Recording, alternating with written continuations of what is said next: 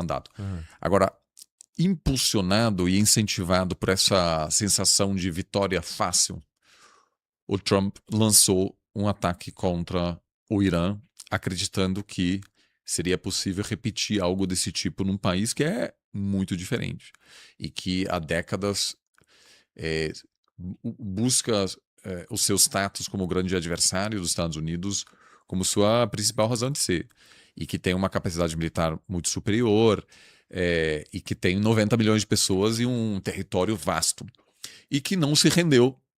E a expectativa em Washington foi de que o Irã se renderia ao ver milhares e milhares de tropas americanas acumuladas perto do Irã. Eles ficaram genuinamente surpresos, porque o regime está totalmente fragilizado. Teve grandes manifestações ao longo dos últimos anos. É um regime cuja ideologia não convence mais a população mais jovem, é muito repressivo. Uhum. Diferentemente de outros países no Oriente Médio, o Irã não conseguiu articular uma visão sobre o futuro. Por exemplo, a Arábia Saudita, apesar de ser um regime totalmente repressivo, autoritário, que, enfim, naquele caso famoso, matou um jornalista que Uhum.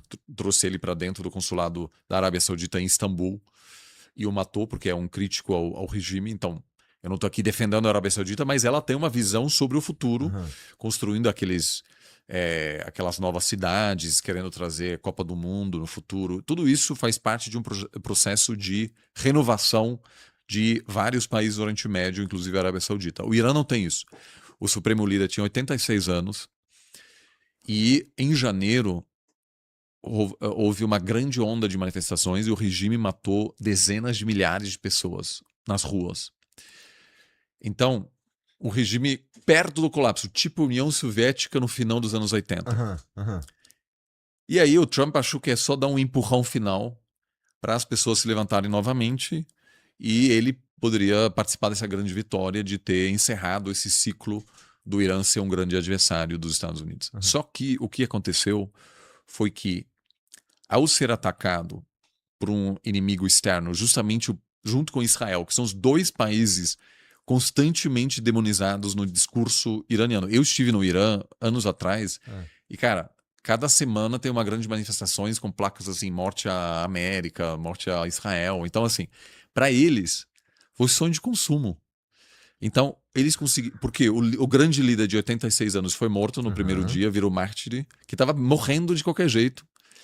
E como isso aconteceu em meio de uma negociação com os Estados Unidos, o regime conseguiu marginalizar os moderados que defendiam uma negociação com os Estados Unidos, porque o ataque foi uma prova contundente de que não adianta negociar com os Estados Unidos. Sendo o Khamenei, inclusive, um desses moderados, não é?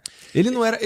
Como é que a população via o Khamenei? Eu sei que tava tendo esse. Tinha problemas com o regime e tal, mas sendo como líder do Irã, ele poderia ser considerado um cara, por exemplo, mais conservador ou menos Assim, conservador? o filho, que agora aparentemente é o sucessor dele, é Uhum. muito mais radical. Ou Tá. seja, por padrões, no contexto iraniano, o Khamenei, apesar de ter uma retórica bastante radical, não fazia parte da ala mais radical. Inclusive, ele construiu um regime que incluía militares, a Guarda Revolucionária, mas também civis, que vários lideravam negociações com os Estados Unidos, que buscavam, de alguma forma, chegar a impossíveis soluções. Uhum. E o Khamenei também acabou não avançando e não finalizando o programa nuclear ao ponto de ter uma arma nuclear. Uhum. Então, certamente, hoje o regime é muito mais radicalizado. E aí, a guerra dos Estados Unidos e de Israel contra o Irã pode meio que ser uma salvação de um regime que havia perdido qualquer legitimidade, que fala assim dos conceitos de 79, da Revolução, que para um jovem iraniano não quer dizer absolutamente nada. Que vê esses caras velhos lá impondo regras que são terríveis para as mulheres do Irã, etc. E que agora tem uma nova fonte de legitimidade, que é se defender contra o grande Satã, que são os Estados Uhum. Unidos e Israel. O mesmo aconteceu em 1980, quando a Revolução Iraniana, que derrubou o Shah, que era aliado dos Estados Unidos, aconteceu em 79. Aí, em 80, o Saddam Hussein invadiu o Irã, achando que as divisões internas permitiriam dar aquele empurrão final Aham. para dominar uma parte do Irã. E o mesmo aconteceu, que graças à guerra, os radicais conseguiram se impor, eliminar toda a oposição interna. E aquela guerra foi sangrenta, de vários anos, morreram dezenas de milhares de pessoas, e aquilo foi tipo um mito fundador de que a República Islâmica seria capaz de defender uma civilização antiguíssima, assim, Aham. muito orgulhosa, né? Então, por incrível que pareça, o ataque americano e israelense contra o Irã deu ao regime, que estava muito fragilizado, uma nova fonte de legitimidade. E bombardeios contra países, sobretudo desse tamanho que a gente está vendo agora, sempre atingem um monte de gente inocente. Então, se você odiava o regime, você talvez nos primeiros dias ficou feliz com a invasão. Eu moro em Washington e no dia da invasão houve celebrações nas ruas de Washington, porque lá mora uma parte significativa da diáspora iraniana, Aham. que achou legal, ele tá, tipo, vai libertar o Irã.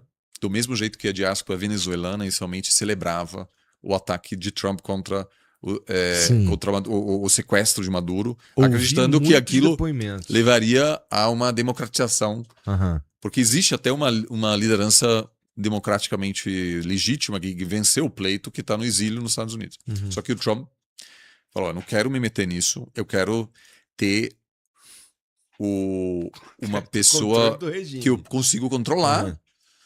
E o Trump tem uma preferência clara por lidar com líderes autoritários que têm maior manobra e que não se importam a curto prazo tanto com a opinião pública como Aham. um líder democraticamente eleito.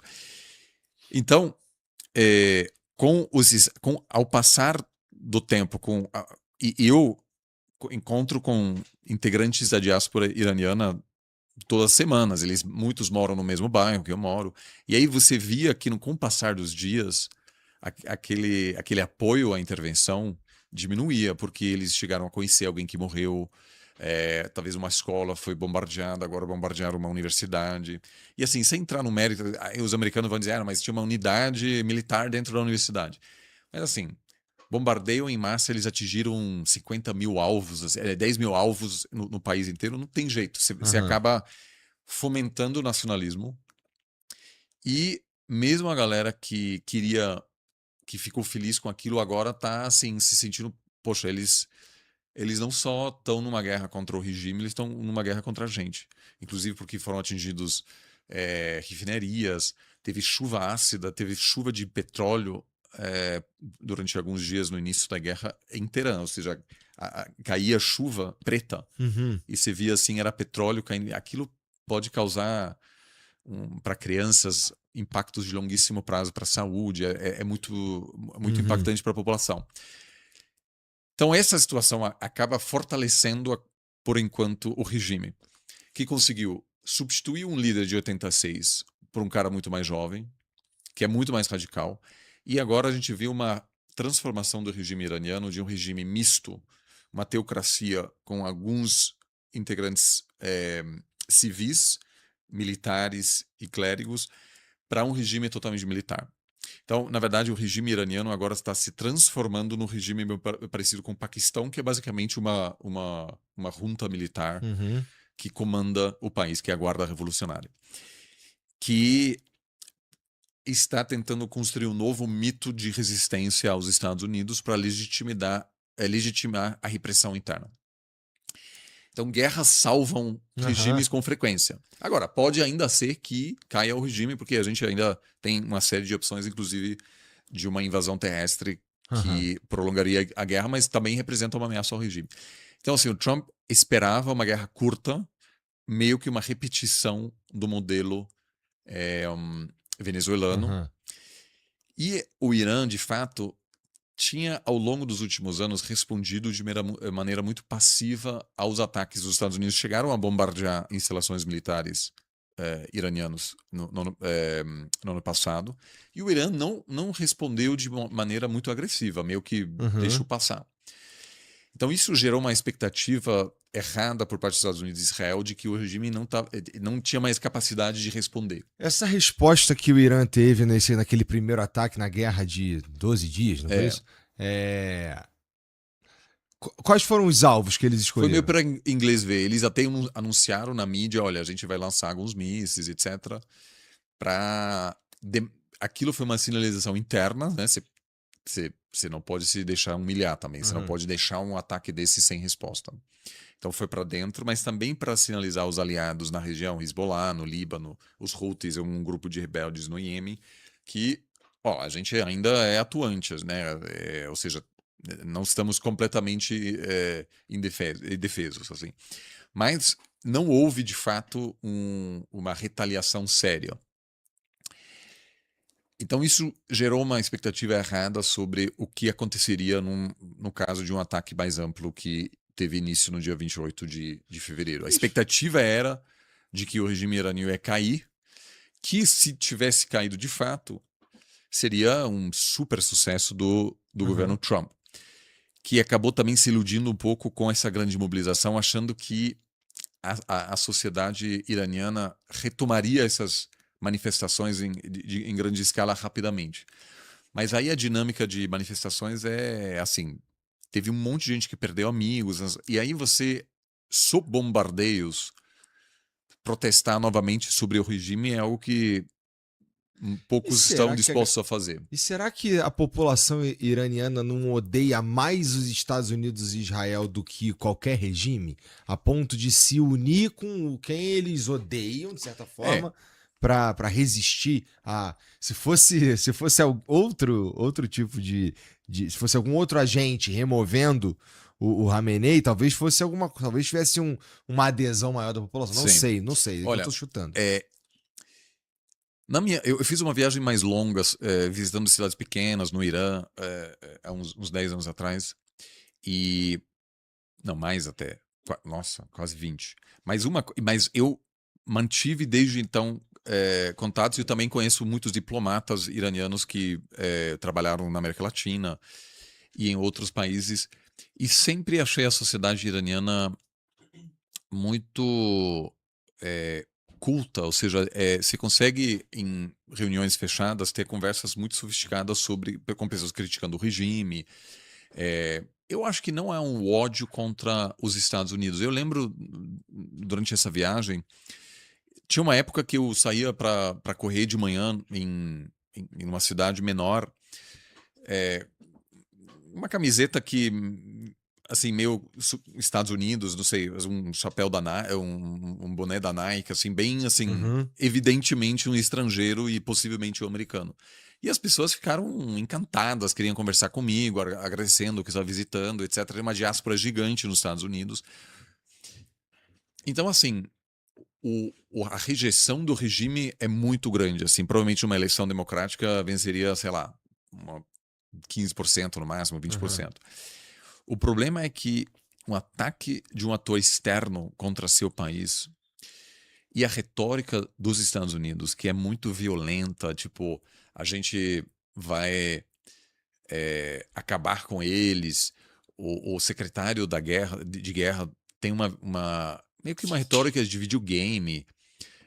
O Trump, em determinado momento, falou: a gente afundou um barco cheio de marinheiros iranianos por diversão. Aquilo fomenta o nacionalismo, cara. Não Uhum. importa o que você acha sobre seu regime, mas é compreensível que aquilo vai causar uma reação assim, de sentir um Uhum. certo orgulho de querer defender a pátria. Normal isso. Isso acontece muito quando o país está sob ataque externo. Aconteceu na Ucrânia, onde partes da população eram tinha uma visão mais favorável à Rússia e começaram a ser bombardeados pela Rússia e se